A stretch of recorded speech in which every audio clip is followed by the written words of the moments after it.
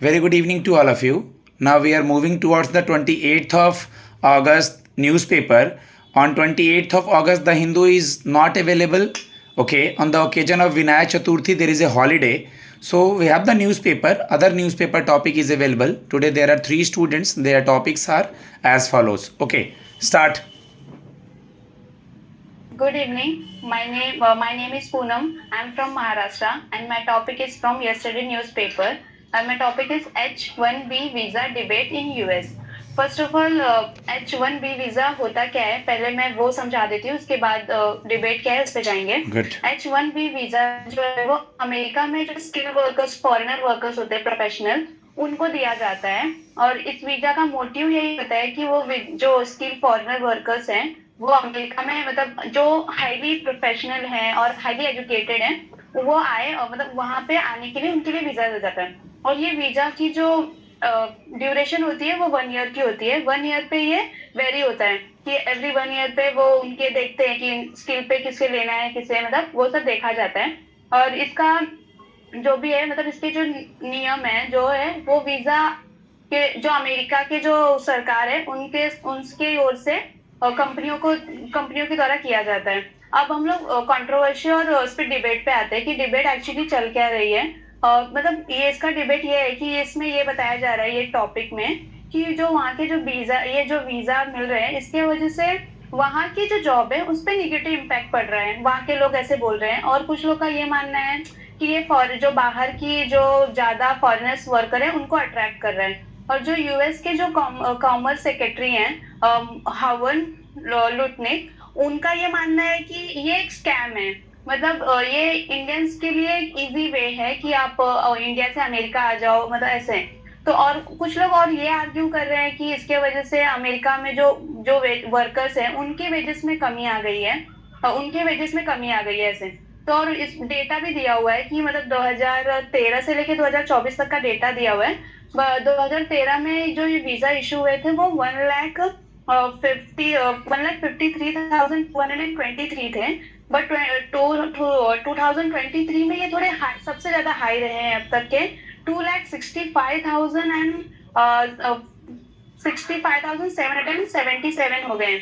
मतलब और भी इसमें, मतलब और आगे के पेजेस में भी इसके बारे में भी बताया गया है और भी बात हुई है कि जो डोनाल्ड ट्रम्प की जो सरकार है वहां पे, वो लोग इस जो वीजा को है H1B वीजा, उसको चेंज करना चाह रहे हैं. और इसके वजह से जो इंडिया के जो मिडिल क्लास के वर्कर्स है जो वहां पर हैं, उनके ऊपर इम्पैक्ट पड़ रहा है.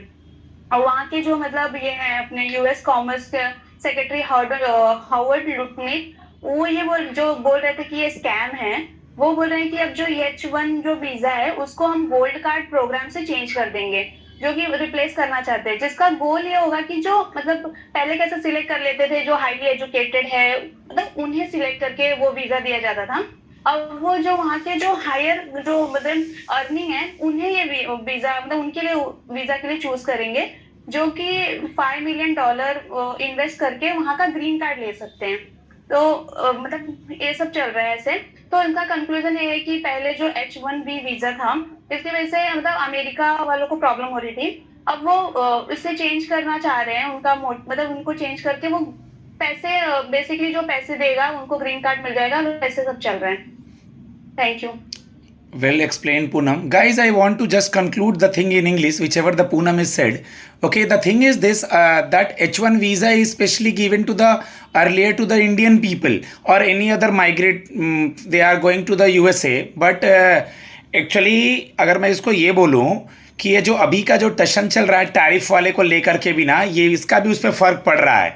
क्योंकि इनको ऐसा लग रहा होगा कि the people those who are the इधर others Sindhu, those who are the US citizens, they are not able to get a job. Other people, they are coming from outside and they are taking the benefits of H1 visa. Okay, that's why Poonam said जो पैसा देगा means ज़्यादा amount पे करेगा उसको ये मिलेगा. This article is very very important and अभी ये गो थ्रू होगा. H1 वीजा 2-3 दिन न्यूज़ में कंटिन्यू करेगा. Okay, next topic is Nishu. Mute है. Hello everyone, I am from Haryana. आज का मेरा टॉपिक है as 50% tariff begins, US treasury secretary से end of the day we will be together. US treasury के जो सेक्रेटरी है स्कॉट बेसेंट, उन्होंने कहा है कि इंडिया और यूएस का रिलेशनशिप अभी कॉम्प्लिकेट चल रहा है, पर जो प्रेसिडेंट है उसके यूएस के प्रेसिडेंट है ट्रम्प और पीएम मोदी का जो रिलेशनशिप है वो गुड लेवल पे है, जो कि रशियन ऑयल की वजह से खराब नहीं होगा। और स्कॉट बेसेंट के हिसाब से इंडिया लार्जेस्ट डेमोक्रेसी कंट्री है और US world largest economic country है, जो कि एट द एंड पे दोनों साथ में आ जाएंगी। 6 अगस्त को ट्रम्प ने 50% टैरिफ लगाया था, जो 27 अगस्त को इफेक्ट में आया था, जिसकी वजह से टेक्सटाइल, ज्वेलरीज और कारपेट, कई सारे सेक्टर्स हैं इंडिया के जो वर्स्टली इफेक्ट हुए थे। और न्यू दिल्ली ने कहा है कि इंडिया को जो टारगेट किया जा रहा है यूएस के थ्रू रशियन ऑयल को परचेज की वजह से, तो वो अनजस्टिफाइड है, अनरीजनेबल है। और इंडिया वहीं से कंटिन्यू करेगा ऑयल लेना जहाँ उसे सही लगेगा और जहाँ पे सेक्शंस कम होंगे। और रशियन ऑयल अंडर सेक्शंस नहीं है। रशियन ऑयल जो अभी इंपोर्ट किया जा रहा है 2%, वो आगे 35 से 40% तक हो जाएगा। और बेसेंट के अकॉर्डिंग कनाडा बिलिंग है उसमें यूएस के साथ अप्लाई करने के लिए सेकेंडरी टैरिफ्स इंडिया जैसी कंट्रीज के ऊपर, और यूएस से हेल्प लेगा और यूरोप से प्रेशर करने के लिए इंडिया को, ताकि वो रशिया से ऑयल इंपोर्ट ना करे। और अमेरिका ये भी चाहता था कि उसको इंडिया से फार्म और डायरी जो सेक्टर्स है उससे उसको मिल जाए, बट इंडिया ने मना कर दिया क्योंकि उनके काउ जो फीडिंग है उससे इंडियंस को बहुत इफेक्ट पड़ेगा, तो इसलिए उन्होंने वो नहीं साइन किया। एट द एंड इसका कंक्लूजन ये है कि यूएस चाह रहा है कि रशिया से इंडिया ऑयल ना ले, लेकिन इंडिया वहीं से लेगा जहाँ उसे सही लग रहा है। और इसकी वजह से यूएस से इंडिया पे, कनाडा से और यूरोप से बहुत प्रेशर डालने की कोशिश करता है, और टैरिफ भी इसी वजह से उन्होंने बढ़ाया है। Good. Very good.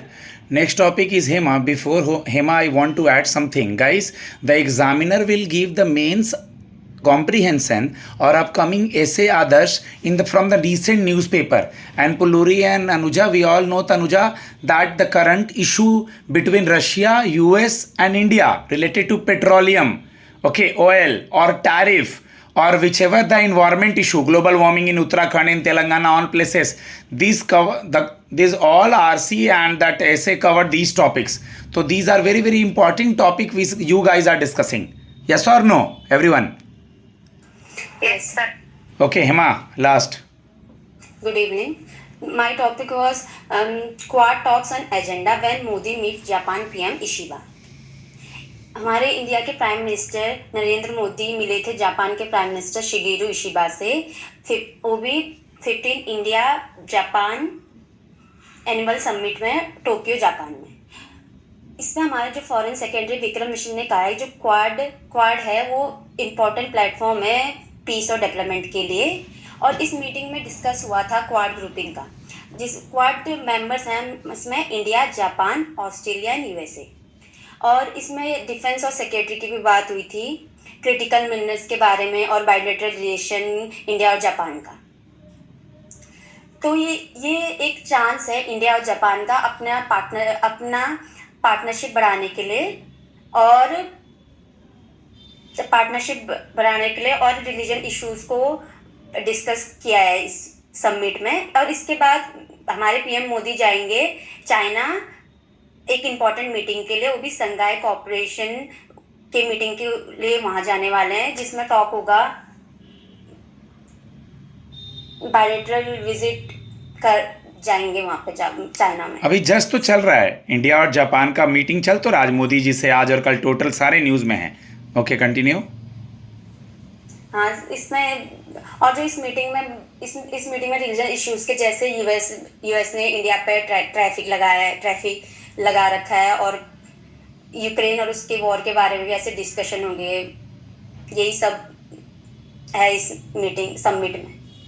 ठीक है guys, these topics are very relevant for upcoming RC, okay, interview also, and prelims and mains English, and in place of later there is an comprehension in this year descriptive topic.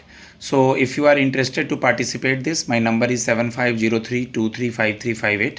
Okay, and the main thing is this: if you read the newspaper, it will give you confidence, because at the time of mains the English portion is not in 1.5 or 2 or 3 page. In prelims it is on 3 page, but it's an 8 to 10 pages in mains. long and long RC is there. If somebody has a reading power, sitting capacity to read newspaper for 1 or 1.5 hours, so many students of India, they are not reading the newspaper. They are only just go through the rattapanti GS और वो newspaper नहीं पढ़ते हैं और not focusing on English. So just go for it. Thanks a lot.